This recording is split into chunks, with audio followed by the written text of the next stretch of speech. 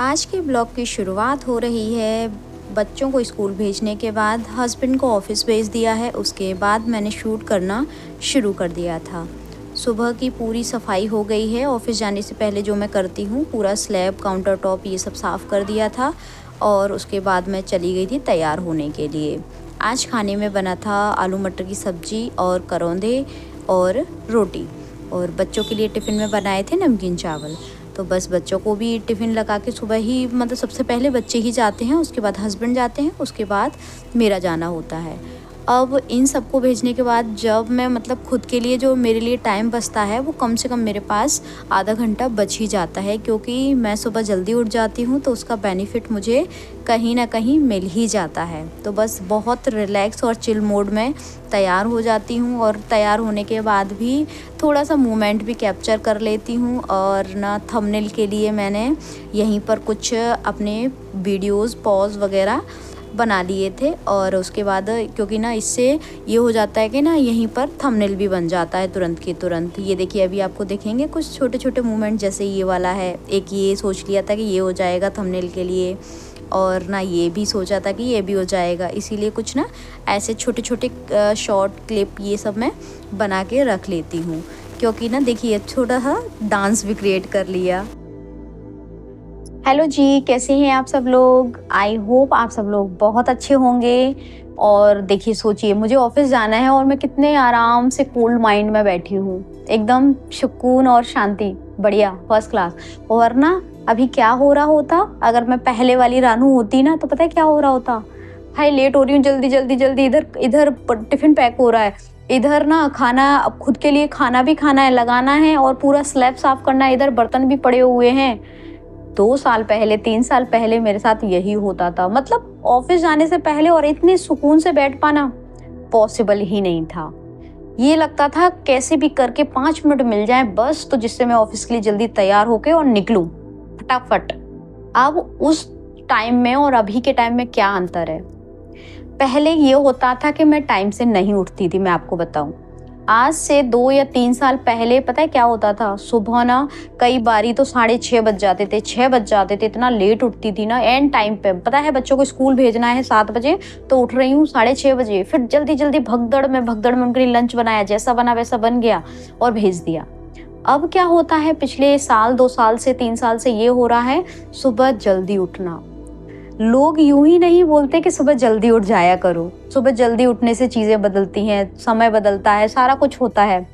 इस चीज को मैंने खुद ने जिया है, महसूस किया है। अब जल्दी उठने लगी हूँ ना, तो मतलब ये मान लीजिए मेरा काम ना 9 बजे तक, 9:30 बजे तक पूरा क्लियर हो जाता है, फर्स्ट क्लास निपट जाती हूँ मैं पूरे काम से। फिर उसके बाद वीडियो बना लेती हूँ, एडिटिंग कर लेती हूँ, ठीक है, छोटे मोटे जो और काम रहते हैं वो खत्म कर लेती हूँ।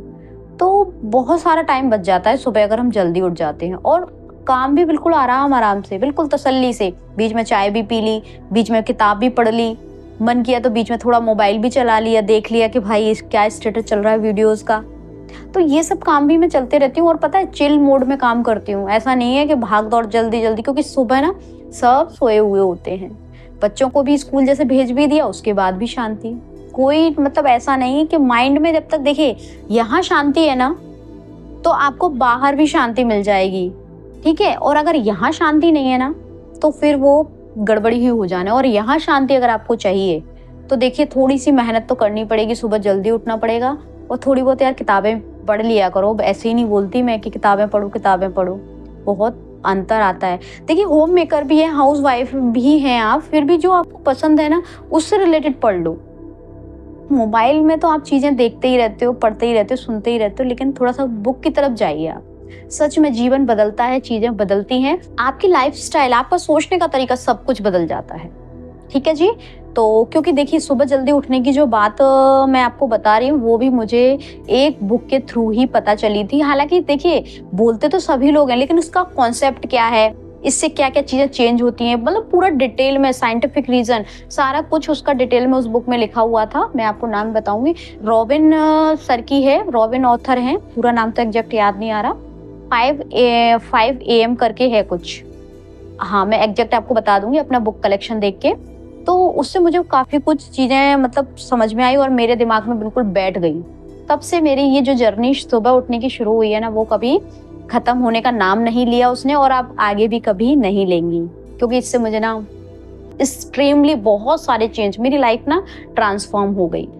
इसलिए मैं तो सुबह उठना कभी स्किप नहीं कर सकती, हमेशा सुबह जल्दी उठना हमेशा करूंगी मैं, जिंदगी भर, लाइफ टाइम जब तक चलेगा तब तक। तो ठीक है, तो अब सुबह के सारे काम भी हो गए हैं, सभी लोग चले गए ऑफिस, मतलब सभी लोग ऑफिस नहीं, मतलब हस्बैंड ऑफिस, बच्चे स्कूल, अब मैं भी जाने वाली हूँ ऑफिस।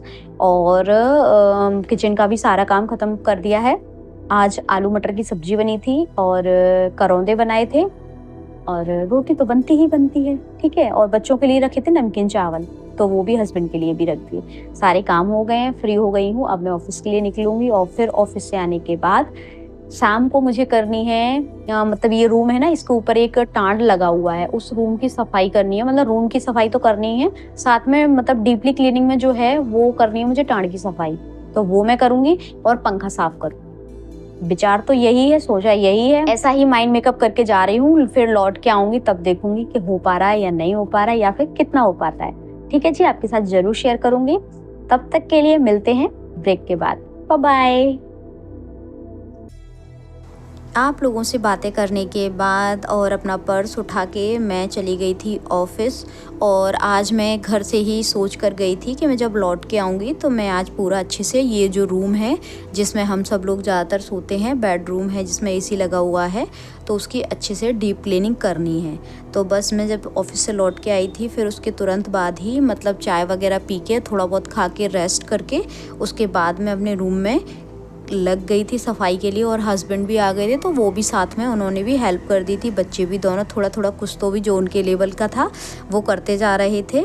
और अभी आपको आगे देखने को मिलेगा कि ये मतलब पूरा कैसे साफ़ सफाई की थी मैंने, पूरा टाड़ की ऊपर चढ़ गई थी, बहुत अच्छे से बढ़िया क्लीन कर दिया था। और ना ये जो आपको नीचे बिछा हुआ दिख रहा है ना, ये भी गंदा हो गया था। पहले तो मैंने सारा सामान नीचे निकाला था, जितना भी था टाड़ पे पूरा सामान निकाल दिया था।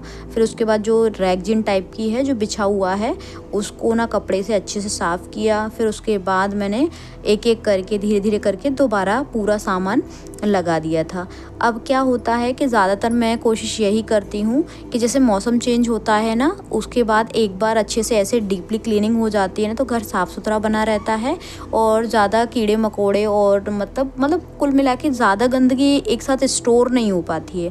अगर आप उसको केवल दिवाली के लिए छोड़ेंगे कि दिवाली पर ही ऐसे डीपली क्लीनिंग करेंगे, तो फिर थोड़ा सा दिवाली के टाइम पर जब हम सफाई करते हैं तो बहुत हेडेक हो जाता है, बहुत ज़्यादा परेशान हो जाते हैं। क्योंकि देखिए, आपको अकेले ही सारे कुछ काम करने होते हैं, तो आपको ये भी ध्यान रखना होता है कि दीपावली पे भी आपको ज़्यादा हेडेक ना हो। तो मैं क्या करती हूँ, एक ना जैसे अब बारिश शुरू होने वाली है, उससे पहले मैं साफ़ अच्छे से कर लेती हूँ पूरा घर। और एक गर्मी शुरू होने वाली होती है, उससे पहले कर लेती हूँ। और एक बार दिवाली पर हो ही जाता है। तो इस तरह से ना साल भर में एटलीस्ट कम से कम 2 बार, और अगर हाथ लग जाए तो 3 बार डीपली क्लीनिंग हो जाए तो थोड़ा सा घर साफ़ सुथरा बना रहता है। क्योंकि देखिए, अगर आप डेली भी उस लेवल की सफाई नहीं कर पाते हैं और आप मतलब ये 3 सीज़न में 3 बार या फिर 4 बार डीप क्लीनिंग कर देते हैं, तो फिर आप मतलब डेली नॉर्मल जो सफाई करते हैं ना, उससे भी आपके घर का काम चल जाता है और घर मेंटेन और साफ़ सुथरा बना रहता है। क्योंकि देखिए, आपने टाइम निकाल कर 3 से 4 बार डीप क्लीनिंग कर दी, तो आपके जो जैसे ऊपर के एरिया रहते हैं, टाड़ वगैरह, इन पे गंदगी स्टोर नहीं होती, जमती नहीं है, सामान इकट्ठा नहीं होता, कबाड़ा नहीं लगता, और ना एक तरह से पूरा सामान अरेंज भी बना रहता है। और आपको ये भी पता रहता है कि कौन सी चीज़ कहाँ रखी है, कोई चीज़ ख़राब तो नहीं हो रही है। अदरवाइज़ हम टाड़ पे कोई चीज़ रख देते हैं और उसको दिवाली पर ही हाथ लगाएं, तो कई चीज़ें ऐसी होती हैं जो ख़राब भी होने का डर रहता है। क्या हुआ था कि ये जो जितने भी सामान थे ना, इनको मैंने अच्छे से पोंछ के रख दिया था, और इनमें से कोई चीज़ मैं हटा नहीं सकती, भले ही वो साल भर में एक बार यूज़ आए या फिर यूज़ ना भी आए। क्योंकि ना मम्मी ने सख्त हिदायत दी है कि जो भी सामान है उसको कुछ भी नहीं निकालना, कबाड़े में नहीं फेंकना, ठीक है, वो कभी ना कभी काम में आ जाता है। जैसा कि हमेशा हमारे बड़े बुज़ुर्ग करते हैं कि कोई भी चीज़ होती है ना, उनको फेंकने नहीं देते हैं कभी भी। मम्मी हमेशा ये बोलती हैं कि ये ना रखा रहने दो, कुछ ना कुछ काम आ जाएगा। तो फिर मैं भी ये सोचती हूँ ठीक है, अब वो कह रही हैं तो रखे रहने देते हैं। अदरवाइज़ ये जो ऊपर की डलिया रखी थी ना, जो आपने देखी थी बड़ी वाली, वो कभी काम नहीं आती है, लेकिन फिर भी अब सामान रखा है उसमें तो ठीक है, रखी रहने देती हूँ। फिर उसके बाद पंखा हस्बैंड ने साफ़ कर दिया था पूरा, और ये पर्दे फिर लगा दिए थे। देखिए पंखा भी बढ़िया चमक गया अच्छे से, और ना शाइन कर रहा है, शाइनिंग शाइनिंग स्टार। और फिर उसके बाद ये सारा कुर्सी वगैरह ये सब मैंने हटा के अच्छे से पूरे मतलब बेड को झड़ा के, झाड़ू अच्छे से लगा के फिर इसको बिछा दिया था। अब क्या हुआ था, इसके पीछे ना जो आपको थोड़ी सी दिख रहा है ना स्पेस, उसमें क्या करते हैं बच्चे कभी कभी, जैसे कोई पेपर है, अब जैसे मैं गुस्सा करती हूँ कि पेपर वगैरह मत फाड़ा करिए, गंदगी मत फैलाया करिए, तो चाहे जितना मना करें बच्चों को, फिर भी वो चिप्स के पैकेट वगैरह, कुछ एक आध दो पेपर वगैरह वो उस साइड में डाल ही देते हैं। तो मैं जब भी ये पूरा हटाती हूँ ना गद्दा, तो वो उस साइड से पूरा कचरा निकाल लेती हूँ बाहर, जिससे ना थोड़ी सी सफाई तो एटलीस्ट बनी रहे।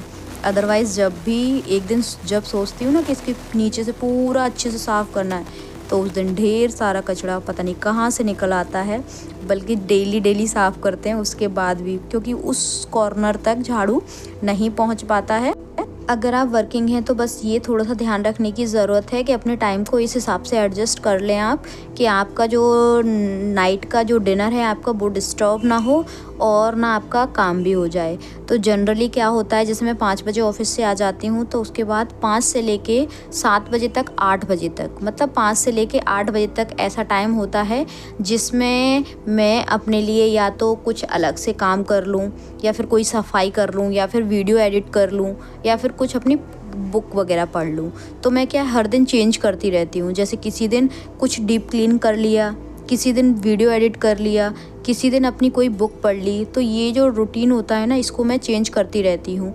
जैसे अगर मैंने एक दिन सोचा कि मुझे आज वीडियो एडिट करनी है, तो मैं फिर वो पूरा डेडिकेटेड 1 घंटा या 2 घंटा वीडियो एडिटिंग को दे दूँगी, तो मेरा वो काम हो जाता है।